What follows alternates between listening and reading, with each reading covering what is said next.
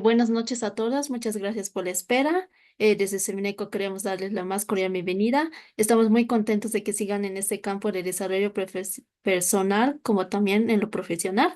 Hoy estaremos con el doctor Gonzalo.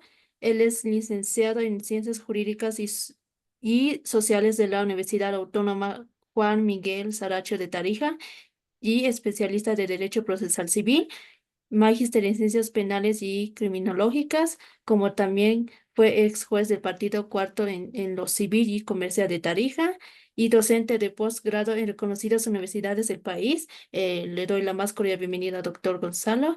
Puede dar inicio del tema. Muy buenas noches, muy buenas noches.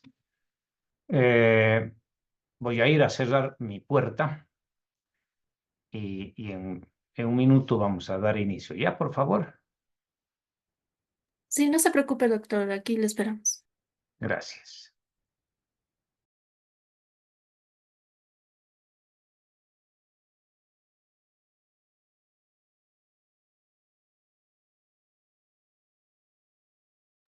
Mientras esperamos al doctor, les pido por favor que estén muy atentos en la exposición del doctor para que sus preguntas sean los más directos posibles y no alargar las reuniones para no pasarnos la hora establecida. Eh, y aprovechando también, el doctor hoy nos hablará sobre el tema de sucesión por testamento, así que muy atentos, por favor.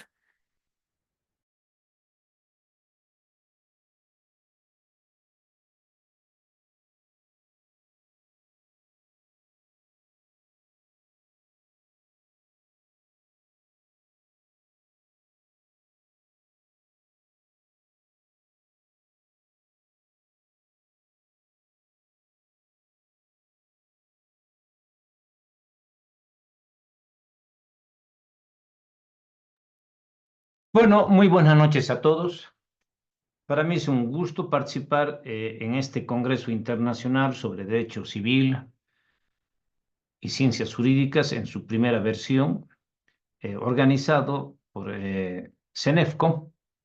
Y bueno, ellos muy gentilmente me han hecho esta invitación y conmigo vamos a analizar esta noche un tema bastante interesante a mi punto de vista del derecho civil, que es básicamente el tema del testamento.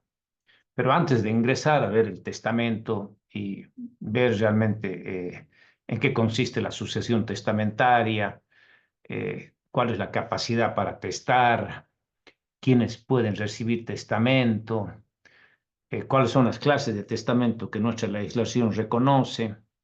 Pero además es importante tomar en cuenta algunos aspectos generales, digamos, del, del derecho sucesorio, para que tengamos clarísimo este tema. Muchas veces cuando yo doy estos temas de derecho sucesorio y especialmente del tema del testamento, me dicen, doctor, pásenos modelos de, de testamentos, pero aquí hay que enseñar a pescar, no a comer solamente el pescado. Entonces, digamos que ustedes tienen que saber lo que es derecho de sucesiones y conociendo y sabiendo lo que es derecho de sucesiones, ustedes van a encontrar en algún momento capacitados de poder hacer cualquier cosa dentro del campo de derecho sucesorio. Y si conocen perfectamente qué es lo que regula nuestra legislación, cada uno va a hacer, digamos, de la mejor manera eh, sus testamentos, porque hay varias modalidades de realizar testamentos. Por ejemplo, hay disposiciones con carga, disposiciones testamentarias a término, a condición, hay sustitución de, de personas cuando por algún motivo no pueden ingresar a la sucesión, no aceptan a la sucesión o lo que sea. Entonces, ahí ustedes sabiendo derecho de sucesiones van a poder realizar cualquier testamento. Es igual que si ustedes saben, por ejemplo, muy bien cómo se regula el contrato de compra-venta, el momento que ustedes quieran realizar realmente el contrato de compra-venta, no van a tener ningún problema o ninguna dificultad para poder realizar. Antes de ingresar al tema mismo, yo les autorizo a ustedes que cuando ustedes quieran hacer alguna pregunta sobre lo que estamos analizando en esta noche, el tema de derecho sucesorio, levanten virtualmente la mano. No me gusta que escriban en el chat, porque yo no estoy atento a lo que escriben en el chat, ¿ya? Yo tendría que parar la clase, revisar el chat. Por lo tanto, para mí no es pertinente.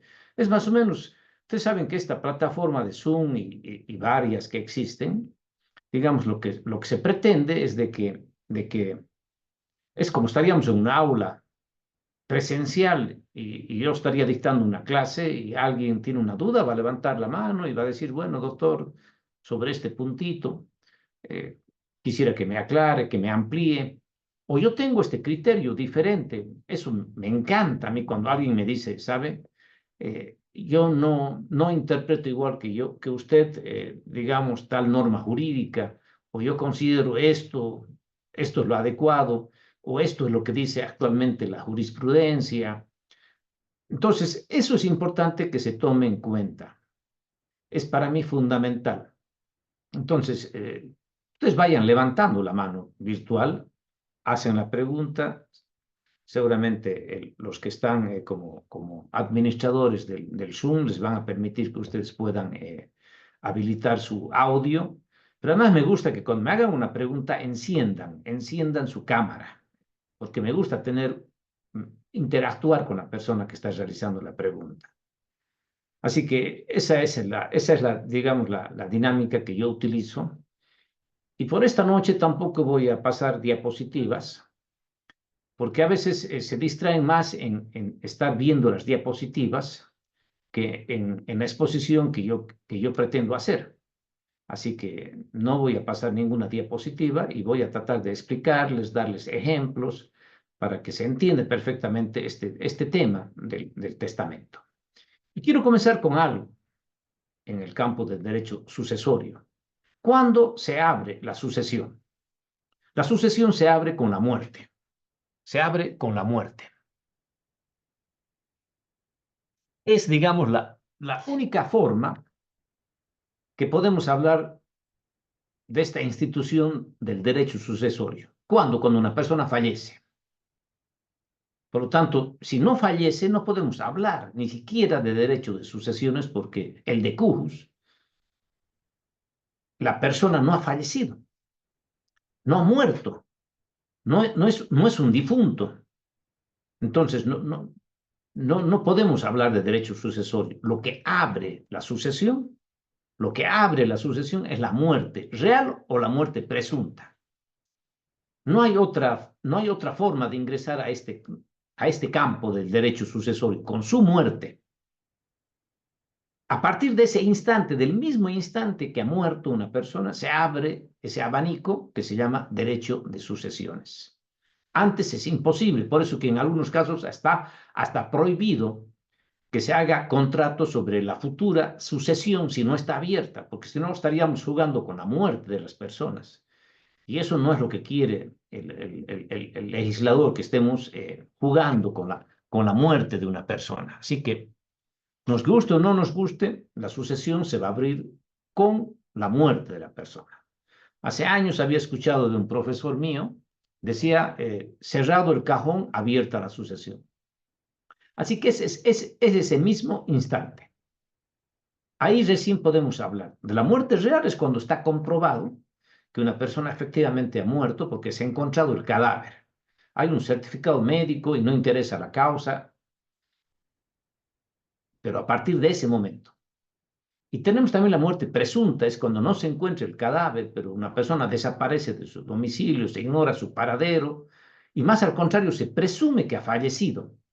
Entonces hay que seguir previamente un trámite voluntario eh, civil y ahí se aportarán los medios probatorios necesarios. Primero se podrá declarar la ausencia y después el fallecimiento presunto. Y ahí ya se abre la sucesión en forma definitiva. Normalmente, con carácter previo al fallecimiento presunta, ya provisionalmente se puede abrir la sucesión cuando ya se ha declarado la ausencia, pero después ya, digamos, técnicamente es a partir de su muerte real. Otro tema que me interesa destacar es cuáles son las formas de, de, de sucesiones que reconoce nuestra legislación. Hay dos solamente, o dos fuentes. La legal y la testamentaria. La legal es cuando básicamente una persona no deja testamento o ha dejado testamento y ese testamento ha sido declarado inválido, ha sido declarado nulo, y por lo tanto, digamos que es la ley la que va a distribuir el patrimonio de la persona que ha fallecido. Hay muchas personas que lo que hacen, bueno, y la segunda forma es mediante testamento. Pero hay que respetar algunas cosas en el testamento, como vamos a ver, que por ejemplo, la famosa legítima, que tienen los herederos forzosos. Por lo tanto, siempre ustedes recuerden que hay dos formas solamente de que la sucesión se difiera a las personas que son llamadas. ¿Quiénes? Básicamente, ¿cómo? Mediante la sucesión legal, y la segunda es mediante testamento. Y también hay una híbrida o una mixta, porque en algunos casos puede haber testamento y a veces, por ejemplo, se podría declarar nula algunas cláusulas testamentarias y entonces también podría abrirse en forma paralela la sucesión ab intestato. Es decir, se va a hacer cumplir, digamos, las disposiciones testamentarias que son válidas y las que no son válidas, y hay un patrimonio o se está afectando, digamos, la legítima de los herederos forzosos, entonces en ese caso se abre también la sucesión ab intestato, y es la ley la que normalmente determina quiénes son los llamados a la sucesión en esos casos. Hay muchas personas, aquí yo presumo que aquí hay bastantes abogados, debe haber la mayoría de los abogados en este congreso, también debe haber estudiantes, debe haber egresados, pero básicamente, normalmente las personas, cuando ya se sienten que posiblemente ya les está llegando el ocaso en la vida, buscan un abogado y les dicen, bueno, mira, yo quiero saber qué va a pasar cuando yo muera con relación a mi patrimonio. El abogado puede explicarle, mira, tienes dos alternativas, o no haces nada, absolutamente nada, y toda tu sucesión se va a diferir a tus herederos. Ellos van a ser llamados a la sucesión. Y mientras más cercano sea el grado de parentesco, ellos van a tener mayores oportunidades. ¿Qué es lo que vos quieres? No, yo quiero dejar a mis hijos, yo quiero dejar a mi cónyuge superstite. Perfecto, no te hagas problema porque la ley es clarísima en ese punto. Ahora también le puedo decir, bueno, mira, vos tienes herederos forzosos que son solamente tus descendientes, tus hijos, tus ascendientes, tus padres y el cónyuge superstite. Para ellos, si tú quieres realizar un testamento, puedes hacerlo, pero tienes que respetar la legítima de ellos, que normalmente son las 4/4 partes, digamos el 80% del patrimonio que tiene la persona. El 8-20% es la libre disponibilidad que tiene el testador, que puede dar en favor de sus herederos o a favor de cualquier persona, porque ya es una liberalidad que puede llamar al que le dé la gana. Ahora, si le diría, mirar, yo no tengo herederos forzosos, no tengo cónyuge, no tengo hijos, no tengo padres, pero yo no quisiera que vaya mi sucesión, pongamos, en favor de mis hermanos, o los sobrinos de mis hermanos, o de los tíos que son hermanos de mi padre. No quiero que vayan ellos. Más al contrario, yo quisiera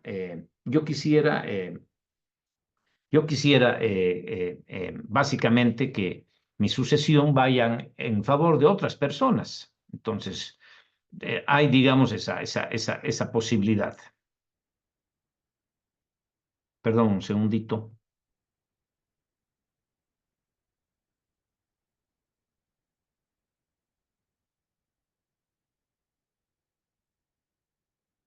Entonces, perdón, estaba recibiendo un mensajito y era urgente, así que tenía que verlo. Les pido mil disculpas.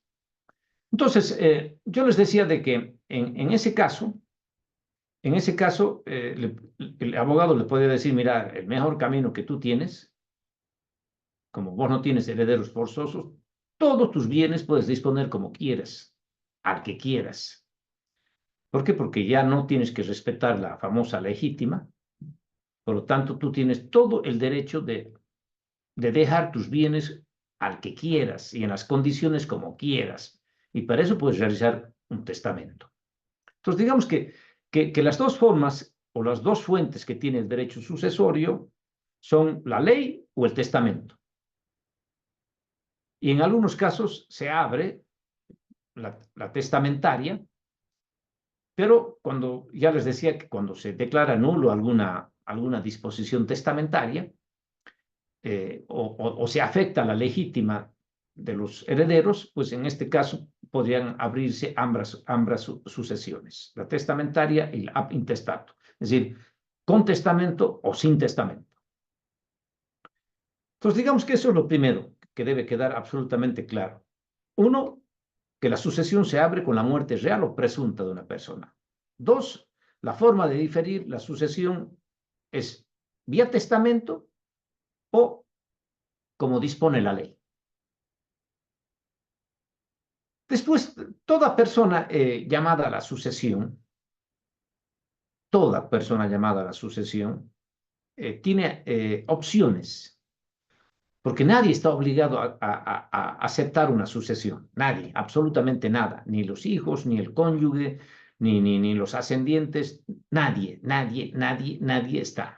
Por eso que al fallecimiento de una persona, y cuando se convoca ya a las personas, y se les señala que son los herederos o que son legatarios, porque hay una gran diferencia entre heredero y legatario, después voy a explicar.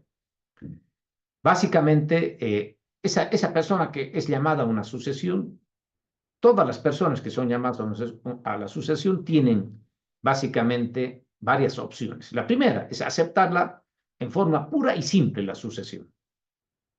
Aceptar la sucesión en forma pura y simple. ¿Qué significa esto? Que se va a confundir su patrimonio con lo que va a recibir del cujus. ¿Cuál sería el riesgo que podía correr?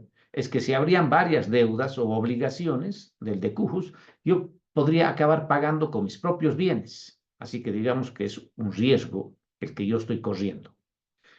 La aceptación de la sucesión, que antes se la conocía como declaratoria de herederos, es un trámite que se lo tramita ante la vía voluntaria notarial, es un trámite sencillo. El notario lo único que hace es verificar documentos para establecer realmente si tiene derecho o no a la sucesión. La segunda opción es aceptarla bajo beneficio de inventario. Aceptarla bajo beneficio de inventario. ¿Por qué? Porque teme que haya más deudas que derechos y finalmente en algún momento podría estar acabando pagando deudas hereditarias con sus propios bienes. Pero si acepta bajo beneficio de inventario y aparecen los acreedores del decujo, solamente va a pagar con los bienes y los derechos que ha adquirido en la sucesión. Así que no va a correr ningún riesgo y ningún problema. Entonces se hace un inventario de bienes o a veces lo que dicen, mire, antes de aceptar la sucesión, quiero saber la situación y quiero que se levante un inventario de los bienes.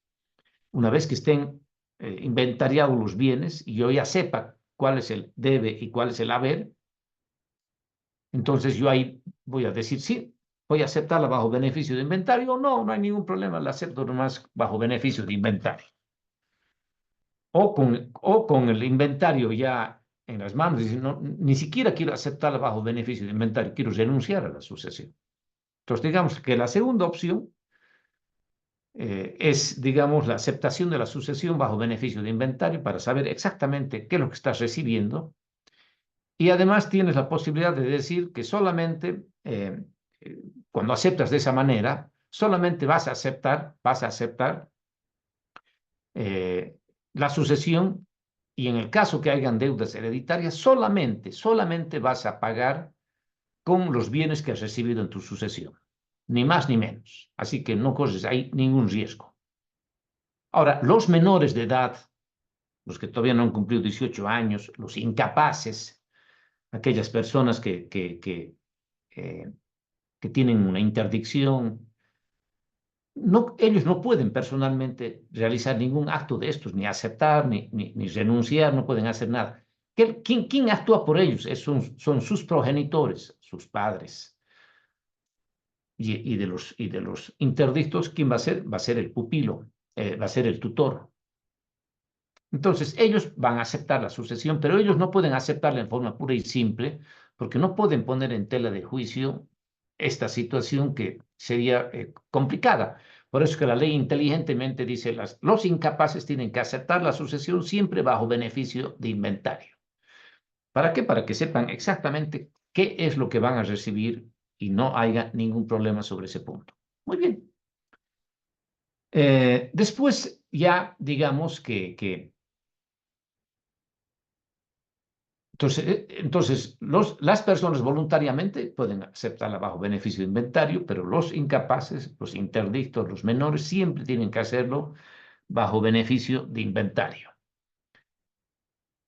Y finalmente, la última opción que tienes es renunciar a la sucesión, no aceptar la sucesión, no aceptar la sucesión, porque no te interesa, ya sea porque hay muchas deudas o porque no quieres ser heredero de esa persona.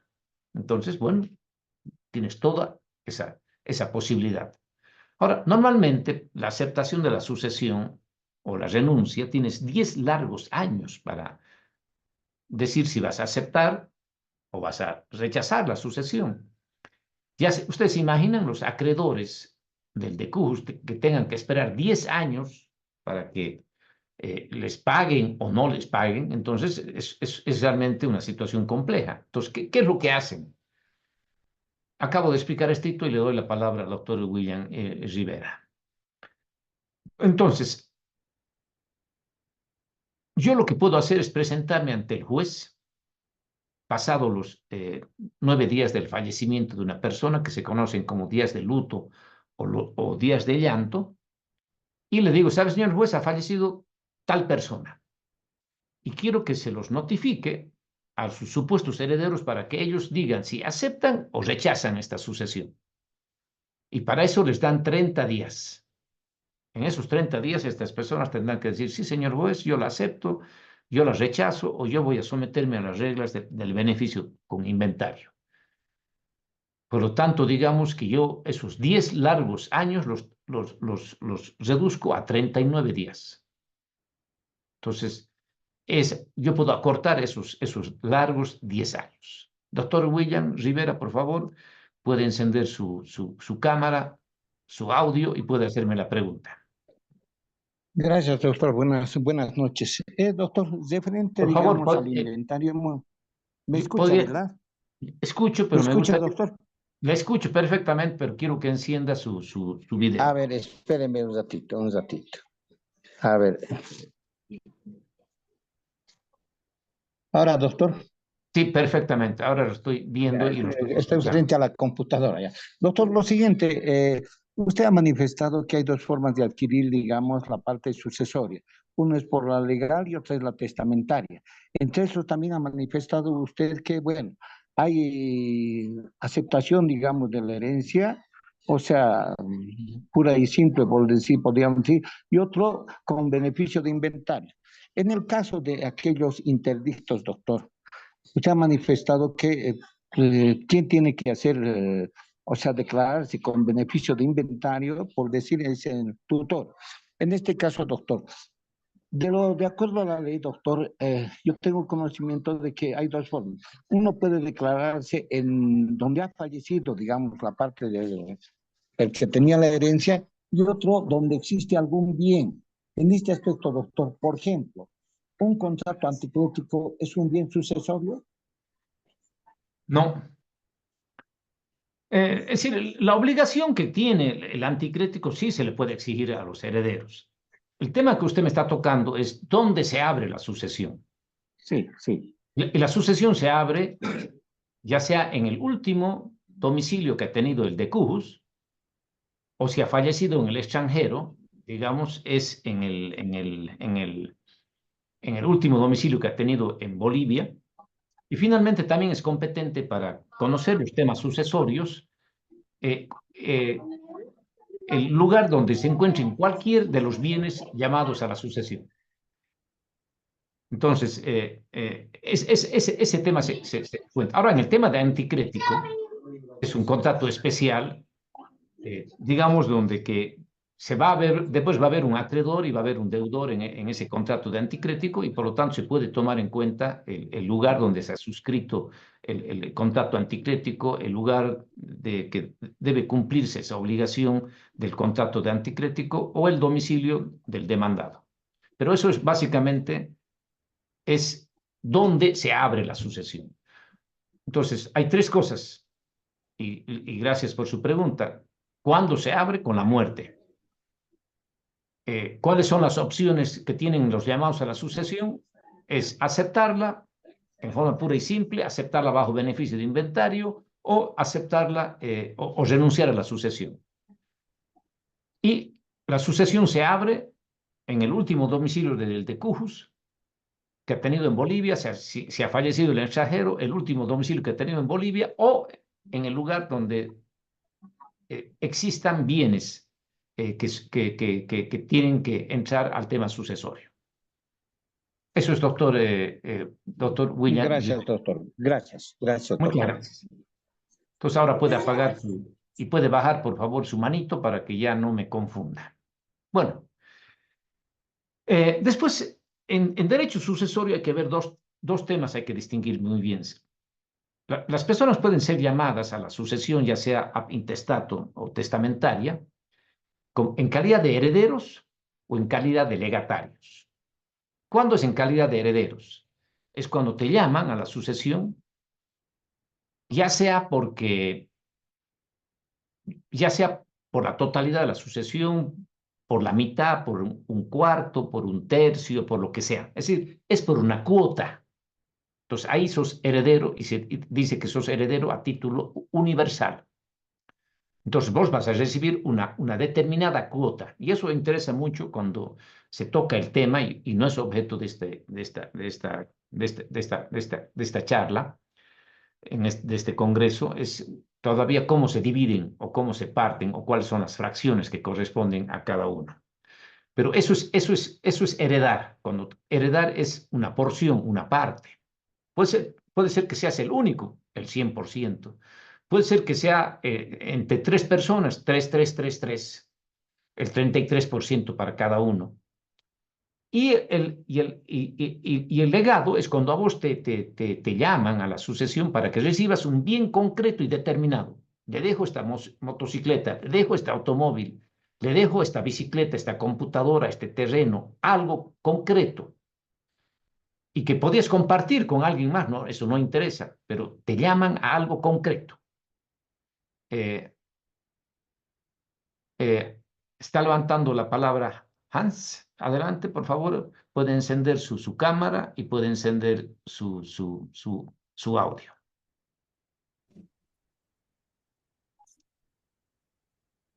Adelante. Ahora sí, buenas noches, doctor. Una consulta es a lo que decía anteriormente, que las personas tienen este plazo de 10 años para poder aceptar o negar, pero usted decía que pueden, igual, o sea, una persona externa pedir a los tribunales de que que puedan aceptar los posibles herederos y que se los notifique. Mi pregunta es, ¿puede cualquier persona pedir esto, o sea, hacer que se les notifique a los herederos? Tiene que ser una persona que tenga un derecho o derechos expectaticios sobre la sucesión, ¿ya? Normalmente, ¿quiénes son los que se presentan? Son los acreedores del decujus. Son los acreedores. Y muy bien, yo tengo que cobrar esta deuda.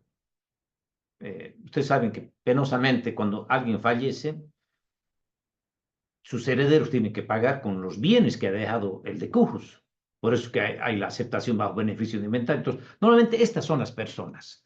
El albacea también puede pedirle a las personas, es decir, cualquier persona que tenga un derecho legítimo, o puede ser, por ejemplo, aquella persona que cree que tener un derecho sucesorio, ¿ya? Entonces, ahí vos en este caso te presentes ante el juez público. Normalmente he visto que se lo hace mediante diligencias preparatorias y le dices, bueno, yo quiero que se lo cite a Juan Pérez para que diga si es que va a aceptar o no va a aceptar o qué va a hacer, si va a ser bajo beneficio de inventario, a la sucesión que ha sido dejada al fallecimiento de tal persona. Y ya está. Y ya está. Entonces tienes que tener un derecho. Tienes que demostrar que tú tienes un derecho a que esas personas digan si aceptan o no aceptan la sucesión. Porque en algunos casos, por ejemplo, vos puedes decir, puede ser que aquí se presente el derecho de acrecer, se presente el derecho de representación, entonces hay muchas cosas, pero siempre tienes que tener un derecho. No es cualquier vecino que diga, bueno, yo quiero que se abra, yo quiero que le pregunten si es que va a aceptar o no va a aceptar. Esa es mi respuesta.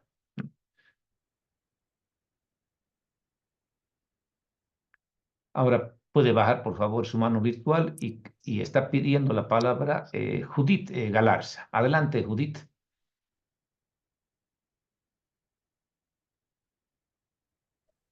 Buenas noches, ¿Puede encender, doctor. por favor, Sí, un ratito me da, por favor, estoy aquí no puedo, ahora un día, no puedo abrir la cámara, doctor, mil disculpas, no sé qué ocurre. Mil disculpas a todos, no puedo, me es imposible, me sale a aceptar, pero no se abre. Bueno, doctor, con las disculpas pertinentes del caso que no puedo hacer ver mi imagen, quiero hacer una consulta. Usted habló sobre el 80% de respetar la legítima de los herederos forzosos. Sí, Yo que quería saber, mi pregunta va a lo siguiente, se tiene que respetar, ¿qué ocurriría si la persona que realiza el testamento no respeta aquello que dice usted del 80%, porque él solo tiene la liberalidad del 20%? así es. Él hace más, digamos, él cede en testamento a X persona más del 20% de su liberalidad, por decirle, un 40%. ¿Qué ocurre en este caso? Mire, ese es un tema bastante interesante y complejo, porque digamos que la legítima de los hijos, yo digo es el 80%, porque son las 4/5 partes del patrimonio del progenitor, y la otra quinta parte sería la liberalidad. Si hacemos un cálculo matemático, es el 80% que tiene que respetarse, básicamente la legítima. Y si yo considero que, por ejemplo, el testador me ha afectado a mí como hijo, como cónyuge,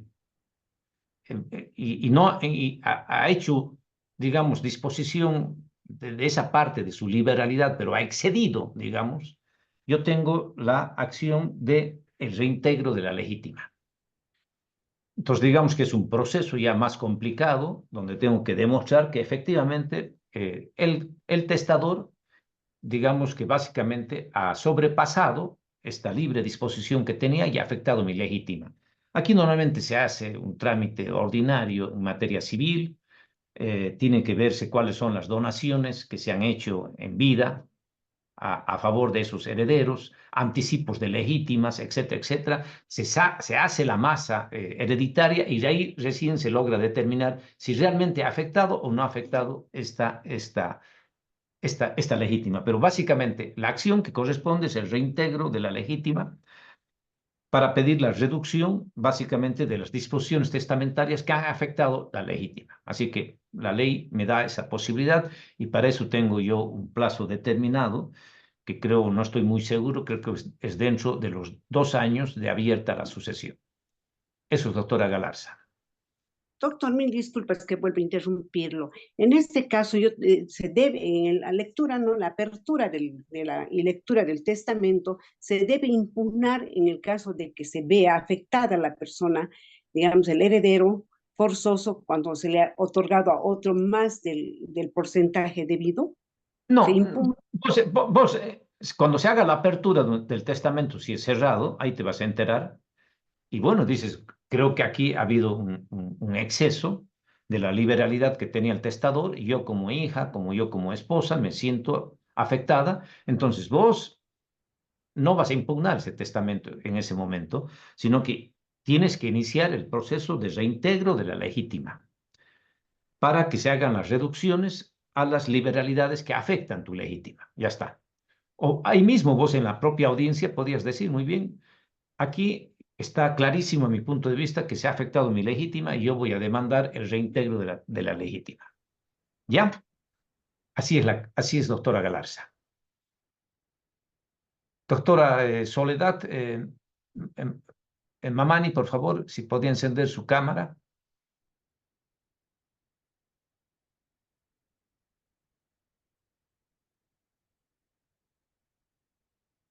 Adelante, doctora Soledad. Buenas noches, doctor. Gracias. Quería consultarle, cuando en un caso hipotético, si digamos existe una persona que tiene una casa, pero tiene diferentes hijos de diferentes personas. Miren, Entonces, esa ya es una pregunta de un caso concreto. Yo estoy aceptando preguntas generales. No me digan que si tiene una casa y que esto, que lo otro. Eso ya es absolver consultas. Y este curso no tiene por objeto absolver consultas particulares. Y es más, yo les puedo autorizar a los organizadores que les doy mi celular y ustedes después me pueden escribir, me pueden mandar un mensaje, un audio y yo les puedo ayudar. Pero aquí preguntas generales, no casos hipotéticos ni, digamos, básicamente casos reales. ¿Ya? Bueno, voy a continuar entonces. Me había quedado en el tema de que a vos te pueden llamar a la sucesión en calidad de heredero cuando es la totalidad, un cuarto, un quinto, lo que sea. Es decir, es una parte, es una alícuota parte de la sucesión. Y es legatario cuando te llaman a la sucesión, pero para un bien concreto y determinado. Te dejo mi casa, te dejo mi computadora, te dejo mi bicicleta, te dejo algo concreto y específico. Entonces ahí eres legatario. Y por ejemplo, ahí no tienes problema el legatario, porque el legatario, si es que acepta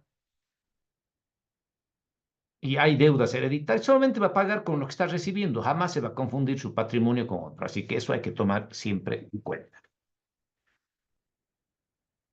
Bueno, creo que eso es en forma general de lo que debe entenderse por derecho. Hay muchas otras cosas, ¿no? Así, por ejemplo, aquí acaba de surgir preguntas de la legítima, ahí está relacionado el tema del derecho de acrecer, el derecho de representación, pero creo que con eso que he querido hacer una introducción más o menos al derecho sucesorio. Pero antes que me olvide, algo muy importante que todos los abogados debían conocer como el Padre Nuestro.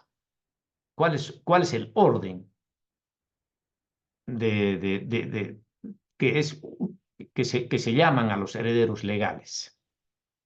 Fallecida una persona, hay el orden, y nuestro código tiene 6 órdenes, o 6 grados, digamos. En primer lugar, ¿quiénes heredan? Los descendientes. ¿Quiénes son los descendientes? Son los hijos, los nietos, los bisnietos, etcétera, etcétera.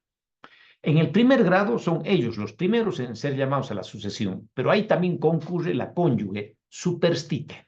La cónyuge superstite. Ahora, si una persona fallece, ese es el primero. Si una persona fallece y no tiene hijos, nietos, etcétera, etcétera, se va al segundo grado. ¿Quién está en el segundo grado? Son los ascendientes. ¿Quiénes son? Los padres, los abuelos, los bisabuelos. Pero también en el segundo grado concurre el cónyuge superstite. Y en el tercer grado, es decir, si no hay nadie abajo, es decir, no hay descendientes, no hay ascendientes, el tercer grado, la única persona que es llamada a la sucesión es la cónyuge superstite. Pero hay algo que quiero aclarar antes. Ya les he dicho que la cónyuge puede participar en el primer grado y en el segundo grado con los ascendientes. Pero solamente va a ser sobre los bienes propios del cónyuge que ha fallecido.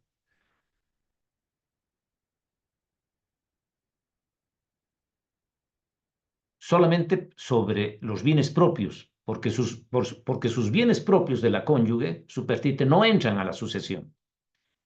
Y sobre los bienes gananciales, el 50% le corresponde a la cónyuge porque es dueña, y eso tampoco entra en el campo del derecho sucesorio. ¿Qué es lo único que entra? El otro 50% de los bienes comunes, pero ahí ingresa como digamos que ahí tiene derecho al 50% porque es codueña, es socia de ese 50%, y del otro 50%, si hay hijos, entra como una hija más. Si hay ascendientes, entra también con ellos. Pero después, finalmente, ya saliendo de ese tema, es decir, los primeros llamados a la sucesión son los descendientes, que puede concurrir con la cónyuge. El segundo son los ascendientes, son los padres, los progenitores, los abuelos. Medio complicado que se llegue a los abuelos, pero podría haber. Y en tercer grado, los llamados a la sucesión es el cónyuge superstite, que se lleva absolutamente todo. Ahora, si no hay nadie abajo, es decir, no hay nadie en el primer grado, no hay nadie en el segundo grado arriba, no hay nadie en el tercer grado, el cónyuge, nos vamos a los colaterales y nos vamos a los hermanos del decujus. A los hermanos del decujus, o los descendientes de los hermanos, es decir, los sobrinos del decujus, es el cuarto grado.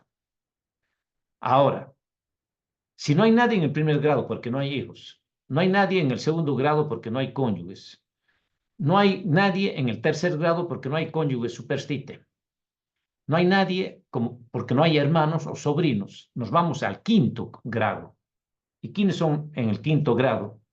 Son los tíos del decujus, que son los hermanos, básicamente, del padre del decujus. Y ahí se acaba, digamos, el tema sucesorio de los 5 grados. Y hago una operación más. Si no hay nadie en el primer grado porque no hay descendientes, no hay nadie en el segundo grado porque no hay ascendientes, no hay padres. Tercero, no hay tampoco porque no hay cónyuge. Cuarto, no tiene hermanos ni sobrinos de los hermanos. Y no tiene tíos. Entonces, la sucesión finalmente se difiere en favor del Estado. Es el último llamado a la sucesión. Así que no hay sucesión, pongamos, entre primos hermanos, no hay, etcétera, etcétera. Ahí se acabó, ya no hay sucesión. Esa es la sucesión legal. Los seis grados que les he dado son la sucesión legal. Ahora, ¿quiénes son herederos forzosos? Solamente los hijos, los padres y el cónyuge superstite. Y ahora sí, pasemos a derecho, al tema del testamento. El testamento, básicamente, el testamento es la última voluntad que tiene una persona, que la hace en vida, para que surta efectos jurídicos el momento que fallezca. Es decir, la persona hace con plena capacidad, hace su testamento, pero recién va a surtir efectos jurídicos ese testamento el día que él fallezca. Por lo tanto, si ha hecho hace 10 años un testamento, puede hacer cada año nuevos testamentos, se van a ir revocando porque el último testamento es el que vale, salvo que vos vayas dejando algo vigente en los anteriores testamentos.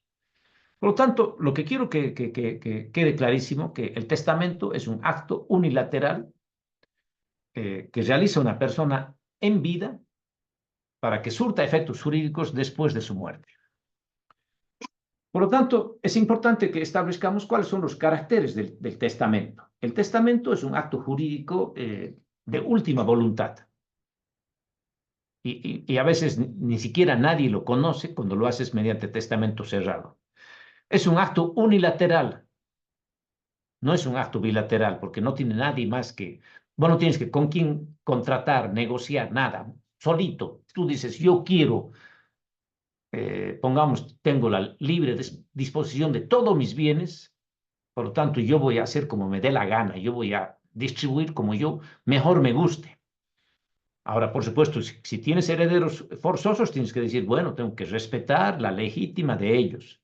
Y ya les he dicho que son las 4/5 partes del patrimonio, que en otras palabras, para mí, mejor es decir, es el 80% del patrimonio y el 20% son las liberalidades que normalmente se las puede hacer por testamento.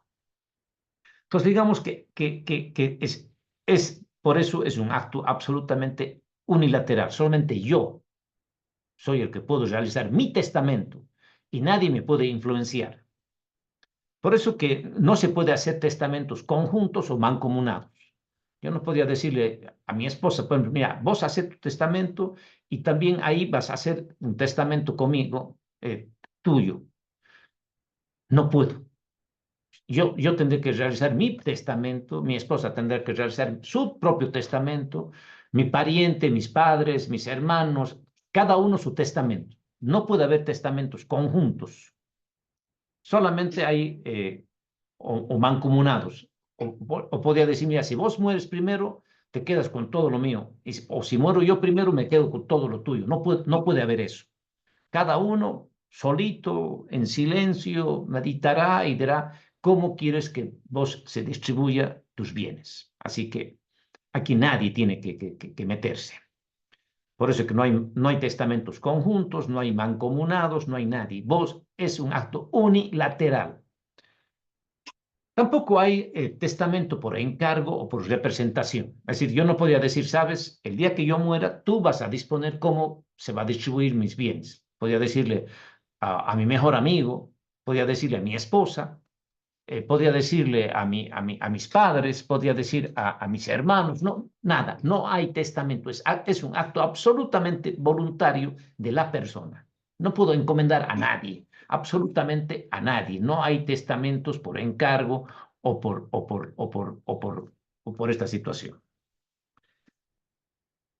Después, como es un acto tan importante, pese a que se puede hacer testamentos verbales, pero normalmente siempre después tienen que acabar alguien escribiéndolos, y son normalmente testamentos abiertos, debe constar siempre por escrito, porque las palabras se las lleva el viento. Entonces no hay alternativa. Yo tengo que hacer mi testamento y ese testamento tiene que constar por escrito. Aunque les vuelvo a decir, puedo verbalmente ir y yo, digamos, de mi propia viva voz o presentar mis cláusulas testamentarias redactadas por otra persona, porque puede ser que no sepa leer ni escribir, pero básicamente tiene que quedar mis disposiciones testamentarias, mis cláusulas testamentarias, tienen que quedar por escrito.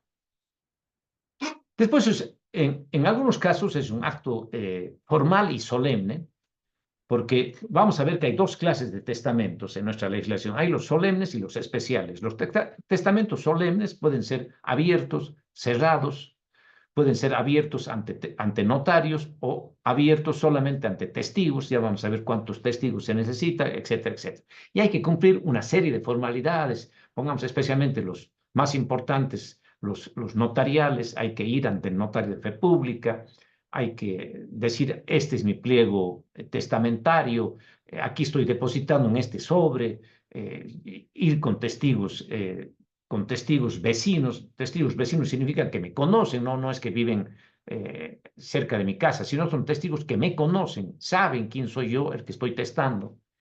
Entonces, esas personas básicamente van a concurrir y hay que cumplir con todos los requisitos que dice la ley. Introducirlo en un sobre, cerrarlo, lacrarlo, o si es abierto, yo puedo a viva voz dictar mis cláusulas testamentarias, el notario podrá escribirlas, otra persona, etcétera, etcétera. Después eso se va a protocolizar, o si es solamente ante testigos, a alguno de esos testigos yo dictarle mis cláusulas testamentarias o llevarlas, lo que sea. Pero hay que cumplir con los requisitos, porque si no se cumplen con esos requisitos, después podría demandarse la nulidad de ese testamento. Después es un acto absolutamente revocable.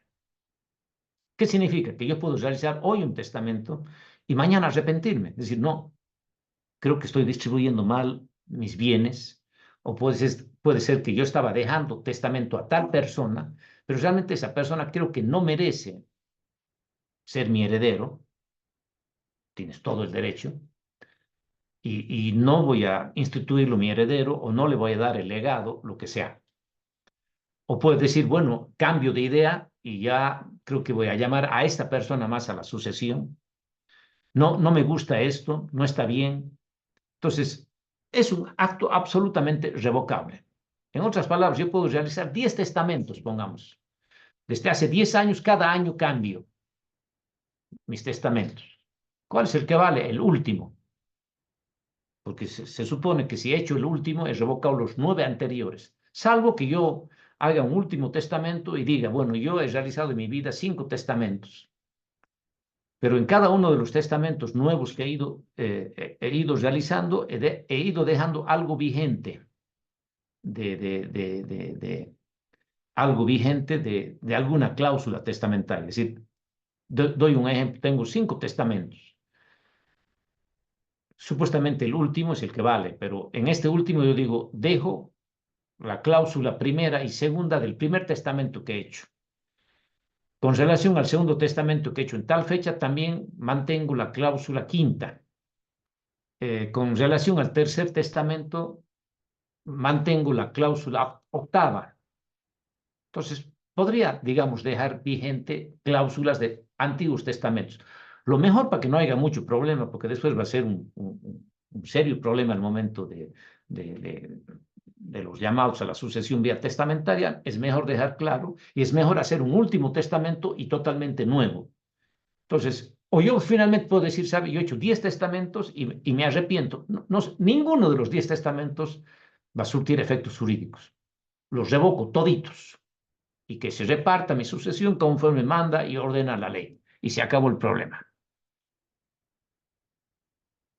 Ahora, yo por vía testamentaria puedo disponer de derechos patrimoniales, que es normalmente lo que se hace, todo lo que tenga un valor económico, pero también yo podría tener disposiciones extra patrimoniales. Antiguamente, pongamos, he visto testamentos de personas muy antiguas que dejaban, digamos, sus bienes, sus casas, sus terrenos, sus joyas, etcétera, etcétera, pero además habían cláusulas extrapatrimoniales y decía, bueno, tal persona tiene que hacer misas para mi alma mensualmente en tal iglesia. Entonces, digamos que son cosas absolutamente extrapatrimoniales. Por supuesto que si el llamado a la sucesión quiere hacerlo, lo hace, si no, no lo hace, porque nadie está obligado. Pero yo tranquilamente puedo hacer disposiciones que son extrapatrimoniales. Si hay varios testamentos, el que vale es normalmente el último, ya he dicho varias veces. Ahora, tanto en la sucesión ab intestato como en la testamentaria, el testador puede disponer en calidad de heredero, que es la universalidad de su patrimonio, puede ser en una o varias partes, porque puedo decir, bueno, sobre todos mis bienes que tengo en este momento, o los que voy a tener también, porque puede ser que haga un testamento el 2015 y nunca más haya hecho otra vez un testamento, diga, todos mis bienes habidos que tengo en este momento y los que voy a tener en el futuro, voy a dejar en favor, pongamos, de mis 3 sobrinos. O si yo ya sé que no tengo herederos forzosos, porque no tengo padres, no tengo esposa, no tengo hijos, puedo decir, yo quiero dejar en favor de mis 4 mejores amigos que he tenido toda mi vida, que han sido las personas que me han cuidado, me han protegido, etcétera, etcétera. No hay ningún problema. Entonces, ahí estás dejando en calidad de heredero la universalidad de tu patrimonio. Puede ser una persona o puede ser varias. Pero siempre en esto tienes que pensar y hacerte asesorar, no afectar la legítima, porque ahí si no se vienen estas acciones de reintegro de la legítima. Y también puedes dejar por vía testamento los famosos legados. Digamos, es un bien concreto y determinado. Entonces vos puedes, por ejemplo, decir, bueno, yo tengo 3 casas y la casa que está ubicada en tal parte, totalmente identificada, dejo en favor de una persona también totalmente identificada. Tengo una propiedad agrícola, esa quiero dejarla también a tal persona. Y tengo, pongamos, un ómnibus, porque soy transportista, quiero dejar a tal persona. Es decir, ahí estás distribuyendo todo tu patrimonio. Y ahí no hay ningún problema que los puedas hacer a términos, a condiciones resolutorias, lo que sea. Vos tranquilamente podrías decir en tu testamento, decir, bueno, yo voy a dejar mi casa a Juan Pérez, pero con la condición que este Juan Pérez, pongamos, se case antes que cumpla 25 años y haya lo que sea. Es decir, hay personas que pueden hacer lo que gusten con sus bienes e imponer cargas, imponer condiciones, imponer términos, etcétera, etcétera. Entonces, no hay ningún problema sobre ese tema. Después, ¿quiénes pueden testar? ¿Qué personas pueden válidamente realizar un testamento? No queda dudas, no queda ninguna duda que solamente pueden testar las personas individuales. Por lo tanto, las personas colectivas no pueden testar. Es decir, solamente las personas de carne y hueso, las personas individuales, pueden realizar testamento. Jamás las personas colectivas, porque las personas colectivas tienen sus propios estatutos, sus propios reglamentos, y estos terminan de otra manera. También pueden extinguirse, puede morir una persona jurídica en términos, digamos, similares, pero ellos tienen su forma de liquidación cuando hay una situación de esta naturaleza. No que el testamento solamente puede hacer una persona individual, excepto las personas que están expresamente prohibidas por la ley. ¿Quiénes son las que no pueden testar entonces?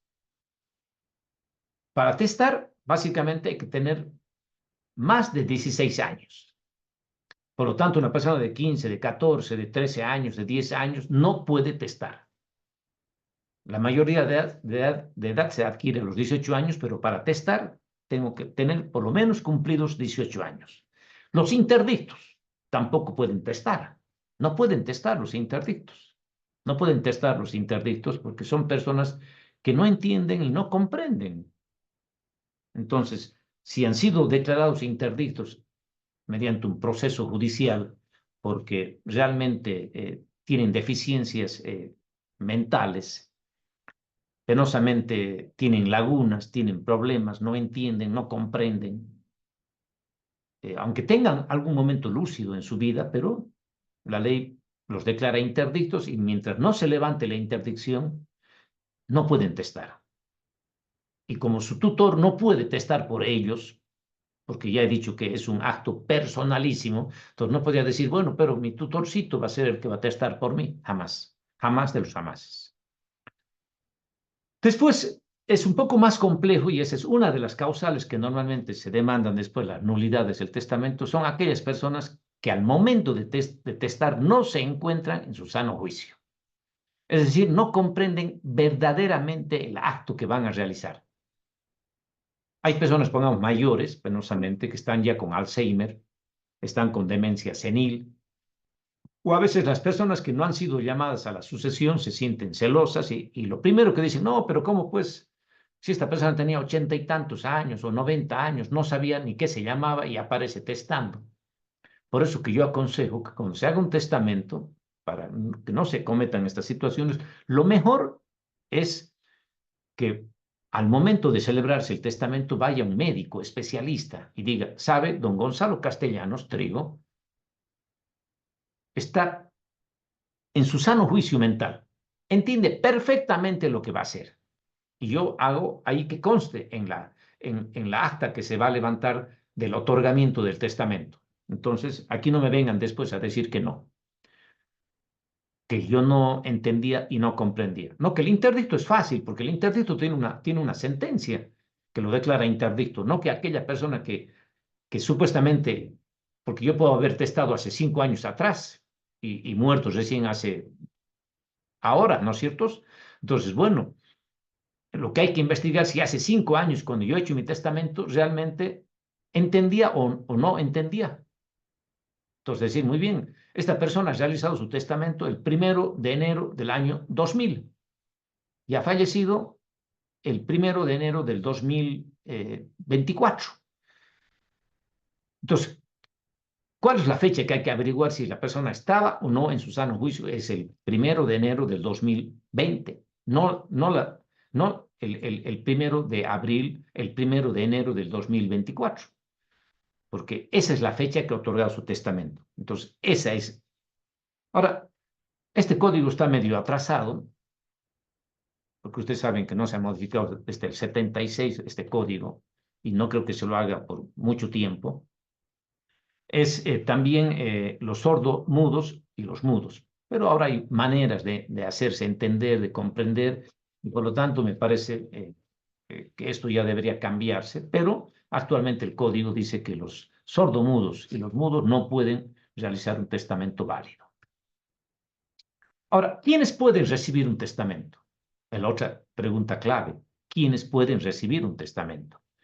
¿Toda persona individual o toda persona colectiva? Entonces yo puedo dejar en calidad de herederos o de legatarios a toda persona individual o a una persona colectiva que ya esté legalmente constituida. Así que yo ahí, a cualquier persona, no tengo restricciones.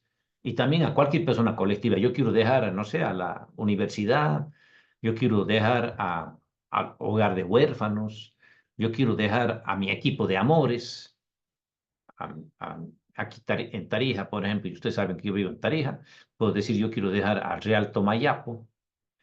Los que viven en La Paz dirán yo quiero a mi Bolívar, a mi Stronger, los Cambitas será a su Blooming, a su Oriente, digamos, ¿no? O quieres dejar a una fundación de cáncer, quieres dejar a un colegio, un establecimiento, es decir, o yo me he educado en tal colegio, quiero dejar ahí lo que sea. Entonces, son personas colectivas. Ahora, no puedes recibir testamento también a aquellas personas que han sido desheredadas o que son indignas, que eso ya es otro tema en el derecho sucesorio. Normalmente la indignidad es la propia ley la que se mete y dice, no, esta persona no tiene derecho a recibir la sucesión porque es indigno. Y indigno puede ser porque vos has querido dar muerte al decujus o a su cónyuge, lo has acusado de un delito de violación, o un delito muy grave que les podría haber costado, digamos, años de cárcel, y después tu acusación se demuestra que ha sido totalmente falsa, ha habido una falsa acusación. O, por ejemplo, lo has prostituido o has cometido delitos sexuales contra esa persona o contra los parientes más cercanos del decujus. Entonces, ahí hay indignidad. Es decir, la ley dice, esta persona no tiene derecho a recibir esta sucesión, es decir, no tiene ningún problema de nada, pero básicamente esa persona no es digna de recibir esa sucesión. O la desheredación es cuando la persona en el propio testamento, en su propio testamento dice, yo quiero desheredar a tal persona porque, por ejemplo, ha cometido un acto de indignidad, o hay algunos casos más específicos. Por ejemplo, tranquilamente se podría desheredar porque, por ejemplo, su hijo, por ejemplo, ha tenido relaciones sexuales con la cónyuge del decujus, que era su madrastra, digamos, porque ha quedado viuda, y digamos que después él se entera que su propio hijo, que tendría derecho a la sucesión, ha tenido relaciones íntimas o carnales con su esposa, que no es su madre, ¿no? O viceversa, ha tenido con su cónyuge, lo que sea. Hay causales de indignidad, de desheredación. La indignidad es la propia ley la que dice, esta persona no tiene derecho. Y ahí tiene que haber una sentencia que te declara indigno, no que en la desheredación es con vos en tu propio testamento dices, esta persona no va a venir a concurrir a mi sucesión porque podría ser un heredero forzoso y decirle, yo no voy a permitir que cuando yo muera él herede, porque yo lo estoy desheredando. Y saben por tal motivo. Entonces, las causales de la desheredación las establece la ley, pero las tiene que manifestar el testador en su propio testamento. Porque si hay una causal de desheredación y el testador lo está liberando, dice, yo no quiero, pese a esto, no quiero que se lo desherede, es también una opción absolutamente propia de esa persona. Bueno, en este momento son las 8:10. Yo quiero hacer un pequeño cuarto intermedio. Ya me está faltando un poco de agüita. Así que vamos a hacer un pequeño cuarto intermedio de 7 minutos. De 7 minutos, por favor. En 7 minutos volvemos. ¿Ya? Les pido autorización a los organizadores y a ustedes que me esperen 7 minutos. No pienso pasarme ni más ni menos. ¿Ya? 7 minutitos por un pequeño descanso. Yo voy a ir a recoger un poquito de agua y así que les pido por favor 7 minutitos y continuamos con este candente tema de la sucesión testamentaria. Está bien, doctor, no se preocupe. Ahí.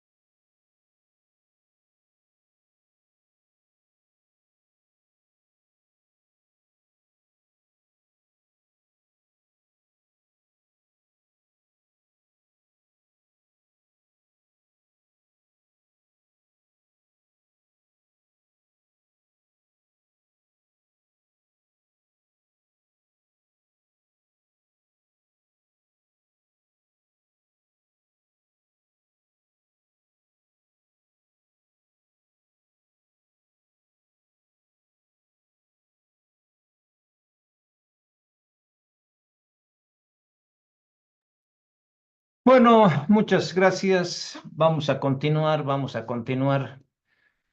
con nuestra temática y básicamente vamos a seguir analizando el tema del testamento.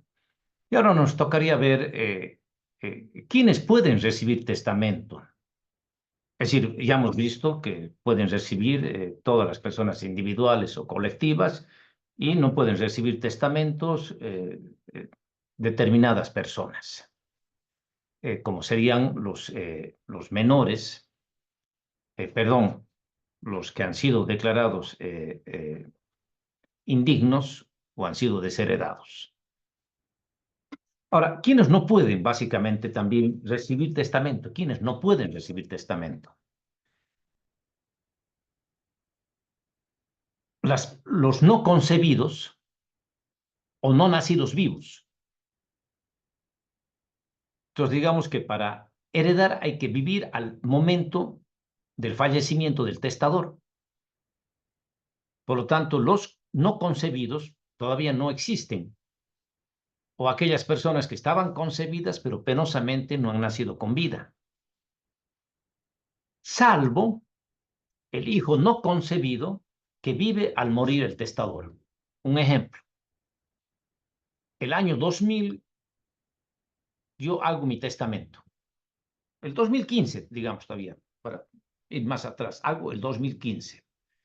Y yo digo, quiero instituir como mis herederos a todos los hijos que tengo ahora o los que voy a tener en el futuro. Entonces, digamos que vos en ese momento, sabías y tenías pleno conocimiento que tenías 3 hijos. Pero no has vuelto a modificar desde el 2015 tu testamento y has fallecido, digamos, en 2023, pero el 2023 hasta el 2023 has tenido 2 hijos más. Entonces, ellos también tienen derecho a la sucesión. Es decir, no estaban en ese testamento del 2015, pero al momento de tu fallecimiento, ellos ya han nacido con vida. Por lo tanto, ya son tus hijos, ¿no? Entonces, es importante que se tome en cuenta eso. Por ejemplo, eso no puede ocurrir en la sucesión ab intestato, solamente puede ocurrir en la sucesión testamentaria. Es decir, vos puedes decir ahora, o vos puedes decir yo voy a llamar, llamar a mi sucesión a todos mis hijos que tengo actualmente y los que voy a tener en el futuro. Por ejemplo, yo no sé cómo será con el tiempo, todavía nuestro código no está regulando, pero por ejemplo pueden congelarse embriones, pueden congelarse óvulos, espermatozoides y después se pueden hacer descongelamientos y después de tu muerte pueden hacer algo in vitro y depositarlo. Bueno, entonces, pero todavía nuestro código no está regulando esos temas. Ahora, tampoco puedes dejar, pueden recibir la sucesión por testamento aquellas personas que están prohibidas expresamente por la ley o que, digamos, todavía no están constituidas, salvo que vos en tu propio testamento dispongas la creación de esa persona jurídica, perdón, la creación de esa persona jurídica o digamos, de una fundación. Y es más, hay muchas personas, digamos, que en vida han tenido que batallar, pongamos, contra el cáncer. Y multimillonarios. Y penosamente llega un momento que ellos saben que ya es imposible poder seguir luchando, pero dicen, bueno, a mí me gustaría que se salven otras personas. Y para eso yo voy a crear una fundación que cuando yo me muera voy a poner fundadores para que crean esta persona jurídica de esa fundación para que haya una investigación sobre la lucha del cáncer. Ya está, entonces ahí, cuando has hecho el testamento, todavía no existía esa persona jurídica colectiva, pero vos ahí en tu testamento estás diciendo, yo voy a dejar estos millones de dólares para que se cree una fundación para el estudio del cáncer, y todavía puedes decir para el estudio del cáncer concreto, de algo específico. O puedes decir, yo quiero que vayan para los huérfanos de tal ciudad o de tal barrio y que todavía no existen, pero decir muy bien que yo quiero que se crea con los dineros que yo estoy dejando esa fundación y se haga ese colegio, ese hospital, etcétera, etcétera. Entonces vos estás creando ahí esta fundación.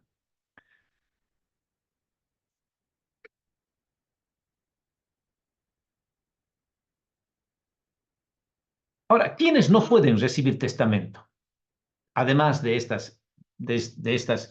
lo que acabo de señalar, tampoco pueden recibir testamento el notario de fe pública que ha participado en la celebración del testamento. ¿Por qué? Porque la ley está presumiendo que podría aprovecharse el notario. Los testigos, ya vamos a ver más adelante que tiene que haber necesariamente testigos en el tema para que un testamento sea válido. Tiene que haber por lo menos 3 testigos en algunos, 5 en otros, o por lo menos 3, pero que sean vecinos. Entonces, ellos, si vos dices, yo voy a dejar a tal persona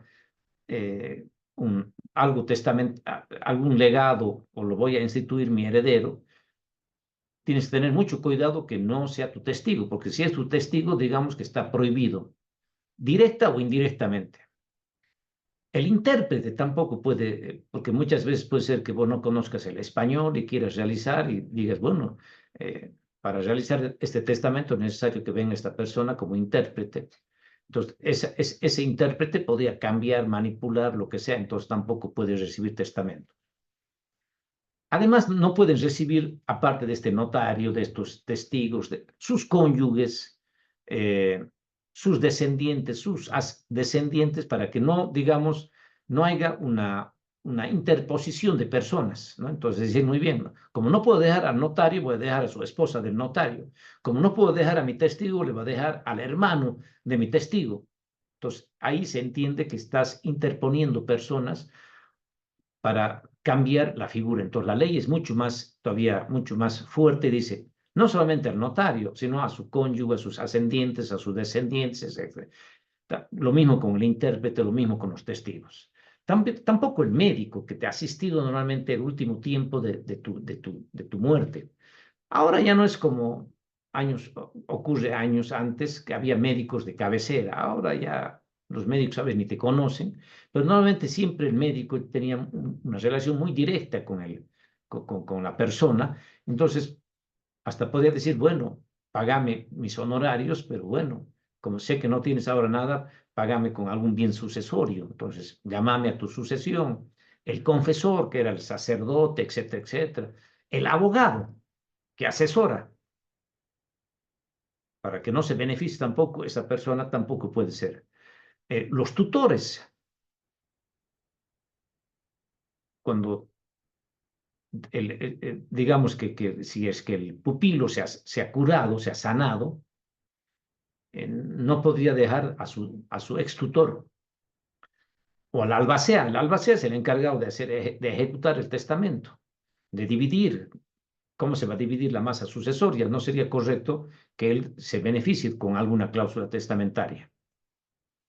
Por lo tanto, estas personas, digamos, están, o personas interpuestas, no solamente, digamos, que el cónyuge del notario o los ascendientes o descendientes, sino vos disimuladamente nombras a otra persona, pero sabes que es una persona interpuesta para beneficiar al médico, al sacerdote, al abogado, etcétera, etcétera. Entonces, también.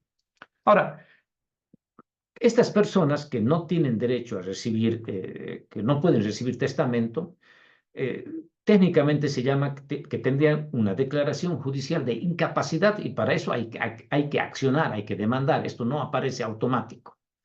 Por lo tanto, dentro de los 2 años de aperturado el testamento, las personas que se consideren con derechos a esos bienes sucesorios o que se han presentado estas situaciones que se han dejado a tutores,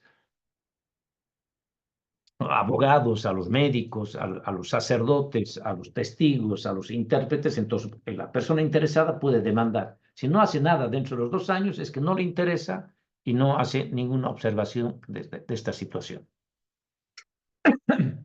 Ahora vámonos a las clases de testamentos. Tenemos testamentos solemnes y tenemos testamentos especiales. Los testamentos solemnes, también conocidos en la doctrina como testamentos ordinarios, son aquellos testamentos que habitualmente las personas, cuando están en su sano juicio y tienen el tiempo suficiente y quieren testar, acuden a estas formas ordinarias de testar. Es decir, no están en ningún apuro, no tienen ningún problema. Entonces, estas personas con toda la calma, y por eso es que hay personas que realizan 2, 3, 4, 5 testamentos. ¿Cuál es el que vale? Es el último. Entonces, hay dos clases de testamentos solemnes. Son los cerrados, que es que básicamente no se conoce, básicamente ni siquiera las cláusulas testamentarias. Nadie, es top secret, nadie sabe qué es lo que está disponiendo. Hay personas que dicen, yo no quiero que sepa nadie mis cláusulas testamentarias, así todos mis parientes especialmente, o las personas que están esperando algo de mí, que se porten bien conmigo, porque si ya si supieran que son mis herederos, que van a beneficiarse como en sucesión, después ya la situación cambia. O a veces dicen, no, capaz que me quieran matar para que ya se abra la sucesión una sola vez. Y tantas veces me he visto en la vida real, es decir, que los herederos lo matan a esa persona porque saben que han sido llamados a la sucesión o van a cobrar ese seguro de vida, etcétera, etcétera. Entonces, mejor no. Y los testamentos abiertos también son solemnes, que se lo hace de dos clases, ya sea con testigos solamente o con la vía notarial.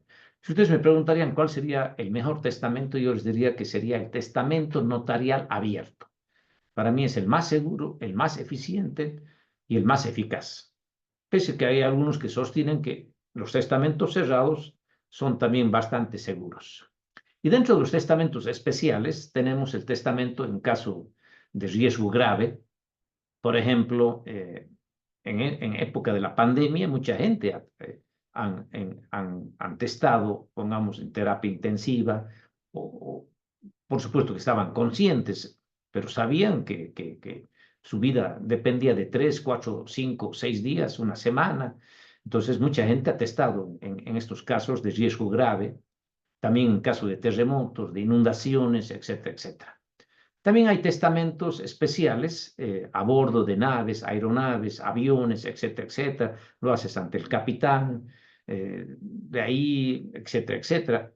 También hay el testamento militar o aquellas personas que están básicamente asimiladas a las Fuerzas Armadas, están en guerra, han caído prisioneros, etcétera, etcétera. Pueden hacer también testamentos ante el jefe de la unidad o ante alguien de jerarquía superior, ahí podías testar. El hológrafo, que es un testamento muy interesante que yo no le tiraba mucha pelota, porque es escrito con tu puño y letra, es uno de los pocos testamentos, yo diría el único, que no necesitas un solo testigo. Entonces vos podrías redactar por escrito tu testamento, tus cláusulas testamentarias, escrito por tu propia mano, firmado por vos y la fecha. Entonces, por ejemplo, me han comentado que este testamento hológrafo en otros países, en la época de la pandemia, muchos han utilizado este tipo de testamento para dar su última voluntad. Normalmente se lo conoce que la persona hace su testamento con su puño y letra, lo firma y establece la fecha. Son los 3 requisitos fundamentales y ya lo pones en tu cartera. No sobrevives, ese testamento es válido. Normalmente el testamento, y después tenemos el testamento campesino, originario, indígena, campesino. Hay que respetar los usos y las costumbres de estas personas y se permite que estas personas básicamente puedan realizar ese tipo de testamentos. Básicamente, la gran diferencia entre los testamentos solemnes y los testamentos especiales es que los solemnes, si vos haces hace 10 años y no has hecho ninguna modificación, pues mueres después de 10 años, surte plenos efectos jurídicos. No que los testamentos especiales se los realiza justamente como su nombre se dice, especial, son extraordinarios, por circunstancias especiales, hay un caso de emergencia, estás volando en un avión y vos crees que el avión se va a caer, o te viene alguna enfermedad ahí complicada en el avión y lo puedes llamar al capitán y ahí testar. Antes los viajes eran largos en barcos y decir, bueno, yo me he contagiado de esto, estoy con esto, ante el capitán del barco, lo que sea, estás en guerra, etcétera, etcétera. ¿Qué es lo importante de estos testamentos especiales? Que pasan estas circunstancias y digamos quedan sin efectos estos testamentos. Digamos que dejan, que si pasan las circunstancias por las cuales vos has hecho el testamento, la ley dice, bueno, esto es algo excepcional y después ya anda a testar de la manera que vos quisieras, por las formas normales. Estos testamentos los vamos a reconocer porque han sido hechos en ciertas circunstancias y esa persona tiene que fallecer normalmente dentro de los 30 días de ocurrido ese desastre en aeronaves, ha acabado la guerra y no has vuelto, no se tiene noticias tuyas, se ha declarado digamos, básicamente se ha declarado el cese de hostilidades y no apareces, etcétera, etcétera. Entonces, caducan estos testamentos. Vos lo has hecho, el testamento en estas circunstancias especiales, pero gracias a Dios, como se dice vulgarmente, ha sobrevivido a ese terremoto, a esas inundaciones, a esas riadas, etcétera, etcétera. Ese testamento queda sin efecto. Ahora, analicemos el testamento cerrado. El testamento cerrado, analicemos el primero. Este es un testamento solemne, donde básicamente se mantiene en secreto, en top secret, las disposiciones testamentarias. Nadie sabe, solamente la persona. Aquí la persona que quiera hacer un testamento cerrado tiene que redactar su testamento, ya sea en máquina de escribir, en su computadora, después imprimirlo, etcétera, etcétera, e ir a la notaría de fe pública, a la notaría de fe pública de tu preferencia. Vas a irte con tu testamento, vas a ir con un sobre donde vas a depositar, es un sobre porque ahí vas a depositarlo, donde más o menos se garantiza que va a ser inviolable, digamos, estas tus cláusulas testamentarias. Entonces, digamos que este testamento cerrado cumple un ciclo de ciertas circunstancias especiales, como por ejemplo, el mismo testador tiene que realizar sus propias cláusulas y nadie tiene que conocerlas, tiene que ir a la notaría de fe pública y en presencia, digamos, de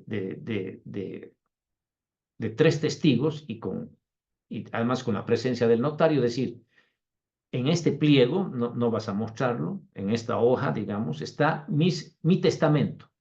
Aquí están mis cláusulas testamentarias y yo lo voy a introducir en este sobre, que todo el mundo va a verlo. Entonces, básicamente yo voy a introducir mi testamento en presencia del notario y de los testigos y lo voy a cerrar. Y para eso se hace básicamente, se lacra. Lacrar un testamento hay como unas velas especiales que uno les pone fuego y se las pone en los bordes de ese sobre, y si después alguien quisiera abrirlo, inmediatamente se va a clisar y se va a notar que alguien lo ha abierto o ha querido abrirlo y ese testamento ya no surte efectos jurídicos. Cuando vos ya cuando haces vos básicamente, introduces tu testamento en ese sobre, lo cierras, tiene que firmar el testador, tienen que firmar los 3 testigos y tiene que firmar el notario de fe pública. Y el notario levanta un acta de esta cubierta y después lo registra y lo protocoliza y básicamente señala después dónde va a ser depositado ese testamento. Puede dejarlo ante el notario, puede dejarlo en una caja fuerte de alguna institución financiera o decirlo, voy a tenerlo en mi casa, en tal lugar, y cuando yo me vaya de este mundo, pues vayan y hagan. Y por supuesto, después, para que surta efectos jurídicos, hay que abrir ese testamento. Entonces, este testamento tiene varias formalidades. Este testamento tiene que estar firmado, básicamente, por el testador, por lo tanto, cualquier persona que no sepa leer o escribir no puede realizar este tipo de testamento. Algunas veces puede ser escrito a puño o letra, pero no hay ningún problema que vos lo redactes en una máquina de escribir. Ahora todos ya tienen su computadora, lo tienes que imprimir, eso no hay ningún problema. Vos tienes que firmarlo, tienes que introducirlo en esta cubierta o en este sobre, en presencia de los testigos, en presencia del notario, y el notario tiene la obligación de establecer la verdadera identidad de esa persona para que no se haga pasar nadie por esa persona. Y básicamente aquí este acto concluye con el levantamiento del acta, básicamente del otorgamiento, y se lo protocoliza. Ese es el testamento cerrado, lo más importante. Hay otros temas relacionados con esa situación. Ya por factor del tiempo, es bastante largo, tenemos básicamente después los testamentos abiertos. A ver, doctor William Rivera, adelante con su pregunta, por favor.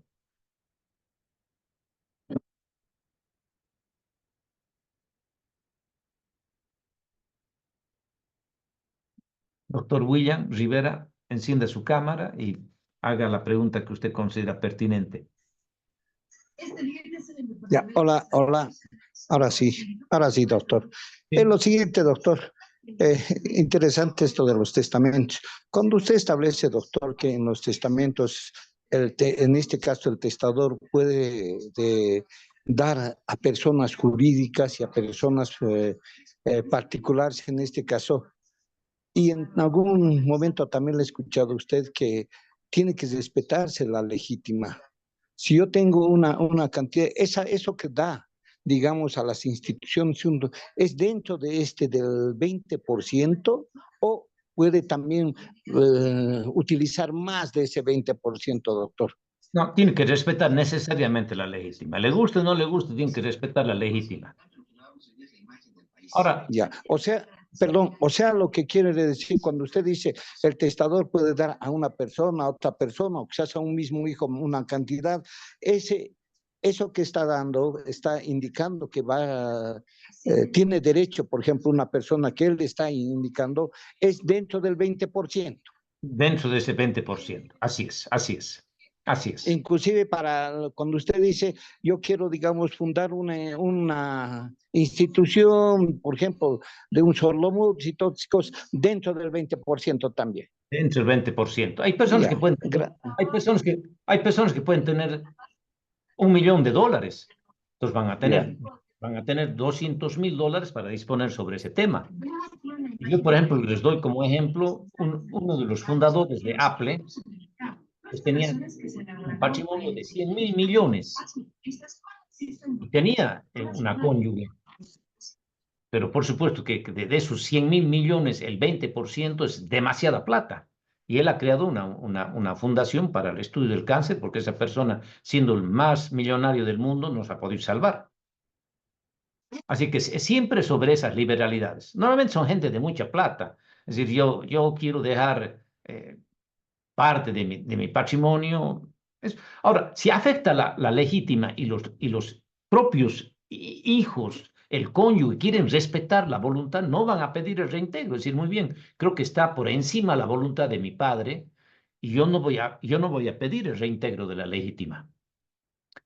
Entonces, digamos que es algo opcional, porque ahí ya porque los únicos que pueden pedir el reintegro de la legítima, porque se ha excedido en ese 20%, básicamente es única y exclusivamente los herederos forzosos. Pero si los herederos forzosos saben que se ha pasado que han afectado su legítima, pero no, yo voy a respetar lo que ha dicho mi padre, aunque me afecte parte de mi derecho sucesorio, no hay ningún problema. Eso ya es una opción también que tienen única y exclusivamente los herederos forzosos. Doctora Galarza, por favor, encienda su cámara.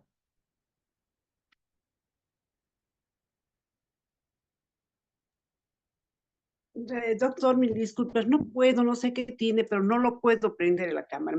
Me gustaría compartir, como usted decía, interactuar. Pero mi pregunta va por lo siguiente, doctor. ¿Los testigos de un testamento cerrado pueden ser parientes, compadres del testador? Pueden. dice, los testigos tienen que ser vecinos, es decir, y cuando la ley dice de los vecinos es que lo conozcan, que lo conozcan. Entonces yo puedo decir, vení, vos sos mi primo hermano, vení, vos eres mi tío, vení, vos sos mi... Yo podría decir a cualquier, no hay puede ser su compadre, puede ser su...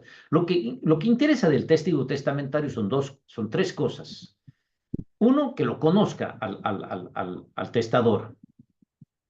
Dos, que después avale que realmente esa es la persona, que no ha habido una persona interpuesta, porque yo les quiero decir que muchas veces aparecen testamentos diciendo, pero si yo mi vida he hecho ese testamento, yo jamás. Para eso está el testigo. No, aquí pregunten ustedes al testiguito Juan Pérez y él me ha visto. Y tercero, que acrediten su salud mental. Entonces, por eso que mientras no hay ningún problema, los testigos testamentarios pueden ser esas personas. Y como el testigo testamentario no puede beneficiarse de ninguna cláusula testamentaria, porque está fuera del testamento, entonces digamos que se protegen esos derechos.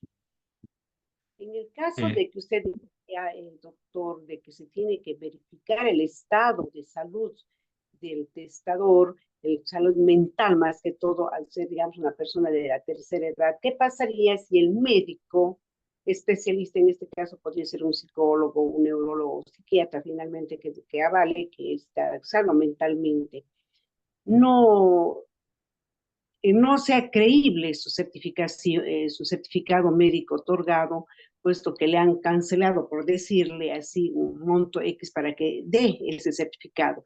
Pero muchos conocen que este señor o esta señora padecía de algún problema mental por la edad avanzada que tenía. ¿Qué ocurre con este certificado que avala su estado mental? Claro, vos, si vos quieres realmente invalidar ese nota, a ese testamento, vos lo que tienes que hacer es decir, muy bien, aquí supuestamente, claro, aparece una certificación de un médico, pero yo considero que no es idóneo, no dice la verdad, por lo tanto yo igual voy a demandar la nulidad más del testamento y ahí serán otros peritos especializados, porque ahora, por ejemplo, ha adelantado tanto la ciencia médica que se puede saber si exactamente esa persona en tal fecha sabía, entendía y comprendía lo que estaba haciendo. Entonces, bueno, aquí ya el juez cuando tenga que decidir, va a decir, bueno, tengo un certificado que el día que estaban testando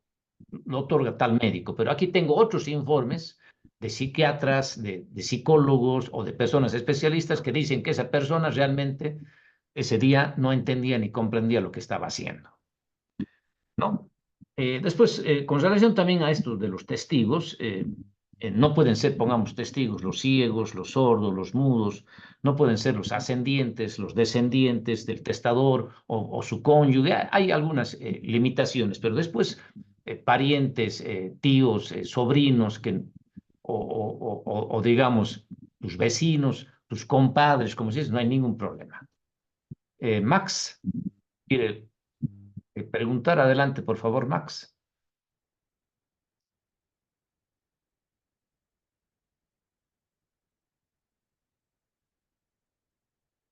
¿Puede encender su cámara, Max? Bueno, parece que o se ha desanimado o no. Vamos a seguir. Vamos a ver ahora los testamentos abiertos. El testamento abierto o público, como se lo conoce en doctrina, es que la última voluntad del testador o sus disposiciones testamentarias son de conocimiento público. Todo el mundo sabe. Porque yo puedo ir tranquilamente ante un notario y decirle, sabe, yo quiero realizar mi testamento abierto y ante mis testigos y las personas que quieran, yo voy a dar mis disposiciones testamentarias. Quiero dejar mi casa a tal persona, quiero dejar mi automóvil a tal persona, etcétera, etcétera. Todo, absolutamente todo. Es decir, aquí no se está ocultando nada. Más al contrario, ese es el criterio que tiene el testador, que quiere que todo el mundo sepa sus disposiciones testamentarias. Entonces, en este caso, además, a mí, en este tipo de testamento, en el cerrado, solamente tiene que ser una persona que entienda y que sepa leer y escribir, ¿no? Que aquí, en este tipo de testamentos, puede realizar cualquier persona, aún aquellas personas que no saben leer ni escribir porque verbalmente podían dictar básicamente sus disposiciones testamentarias. Max está pidiendo la palabra. Adelante, Max. Encienda su cámara. Lo escucho.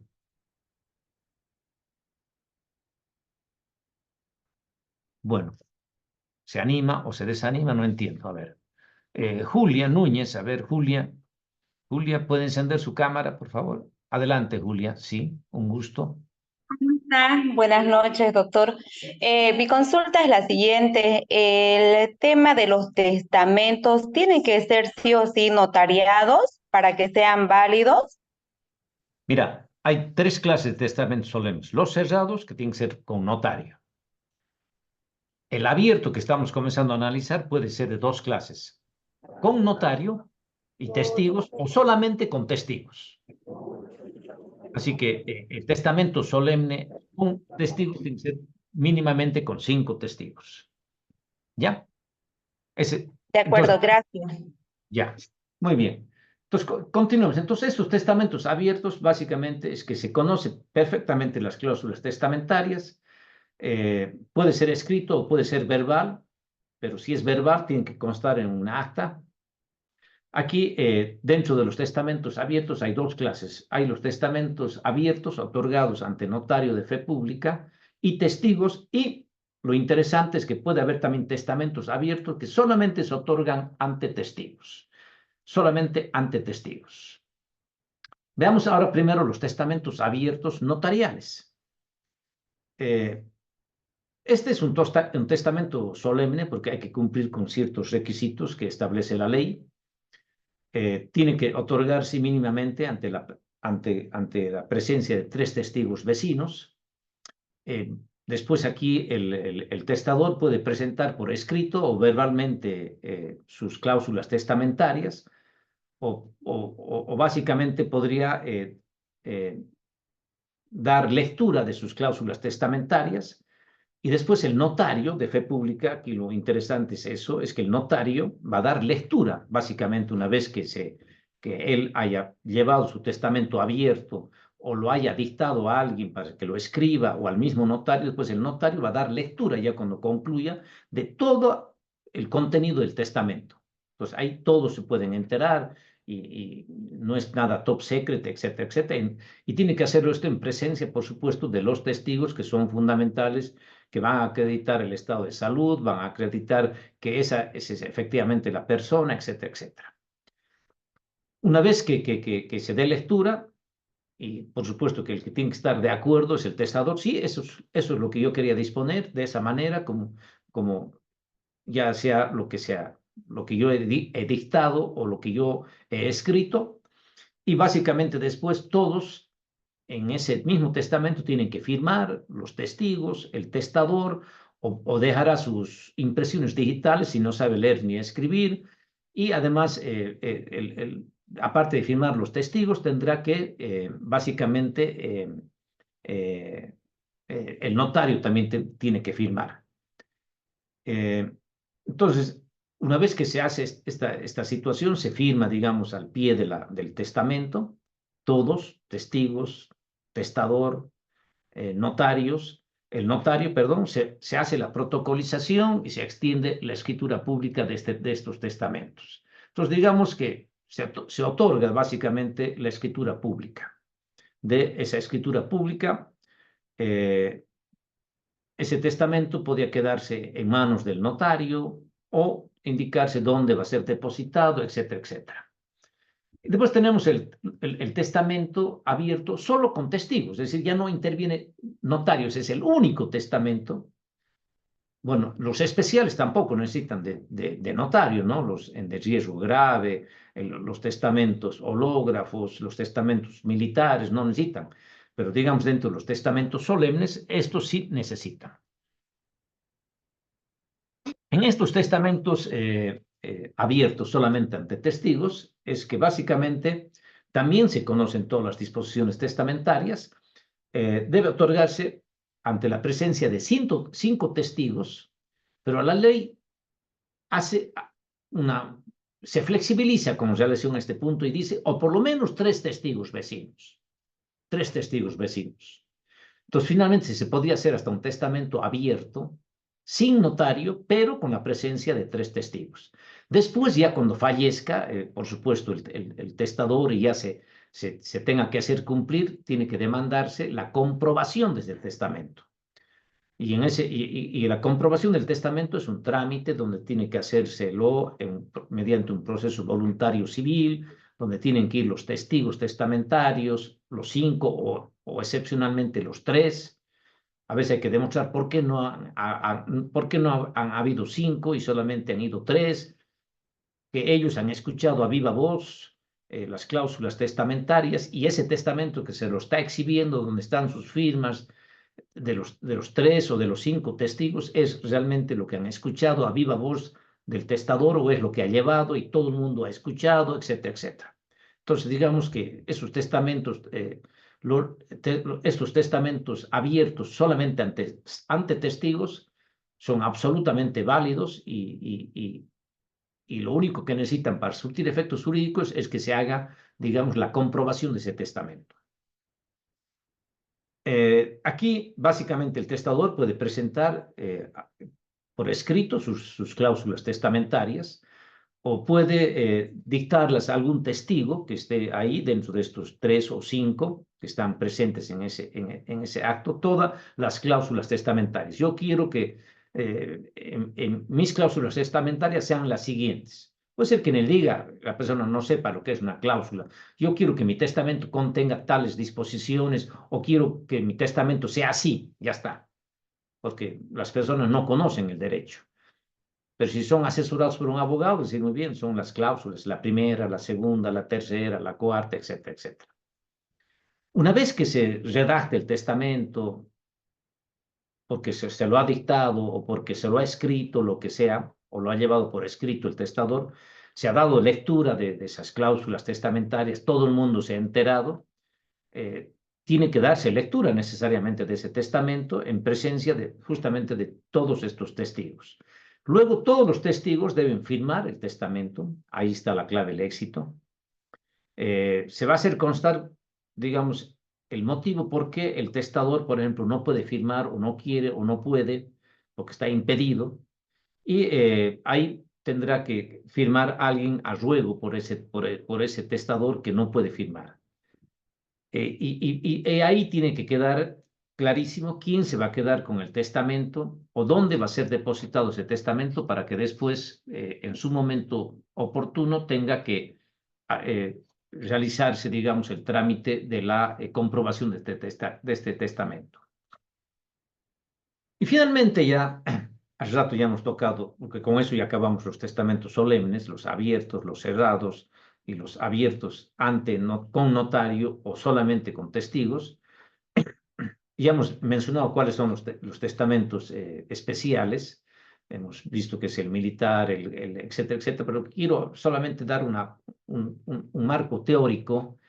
¿Por qué existen los testamentos especiales o conocidos como extraordinarios, que son anormales y se los hace en circunstancias especiales, en riesgo grave, en inundaciones, en viajes?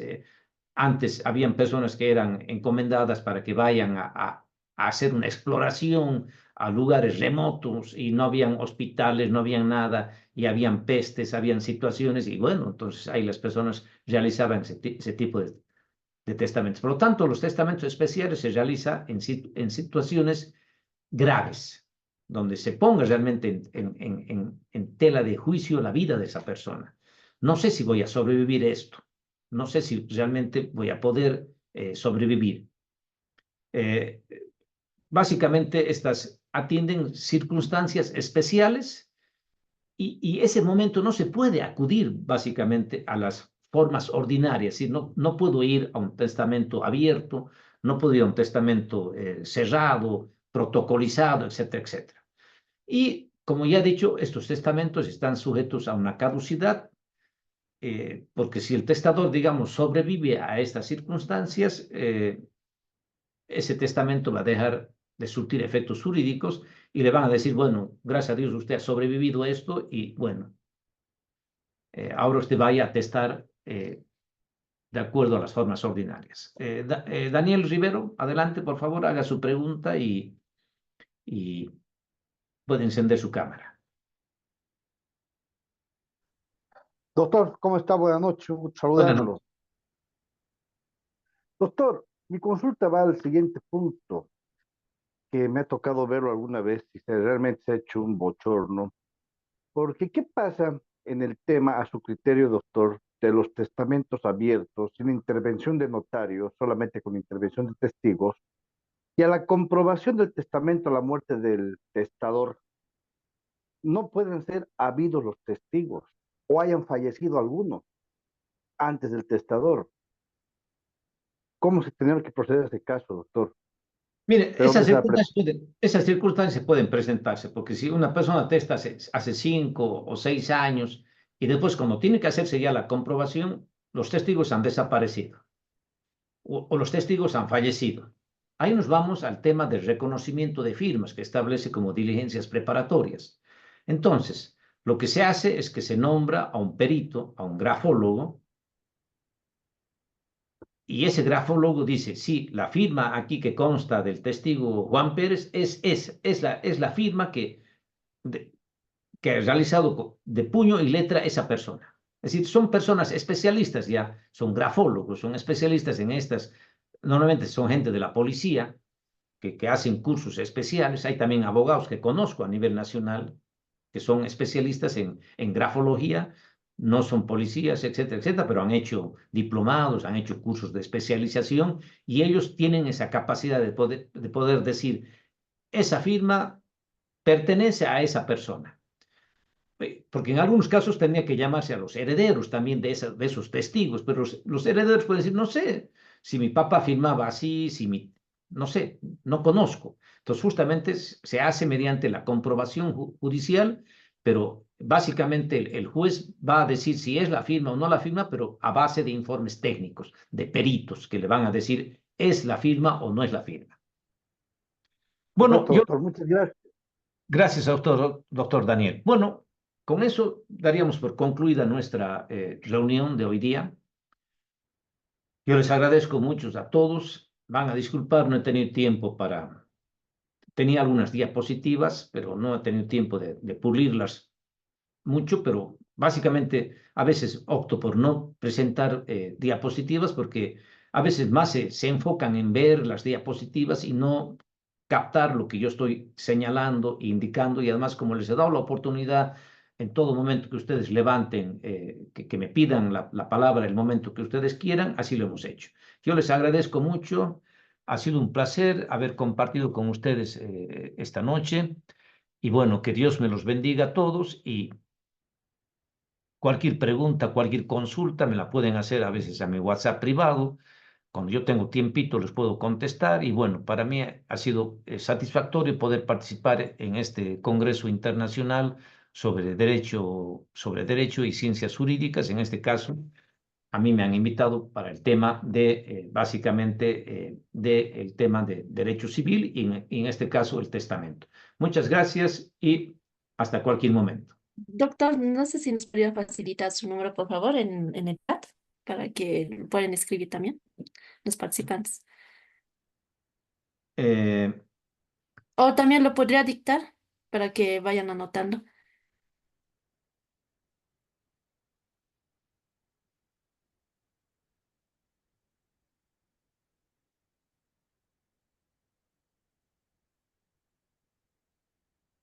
Ok, muchas gracias, doctor. Agradecerle, doctor Gonzalo. Reconocemos el esfuerzo y el tiempo que lleva unirse a este tipo de reunión y realmente apreciamos su participación en el tema, y el entusiasmo que aportó fueron invaluables.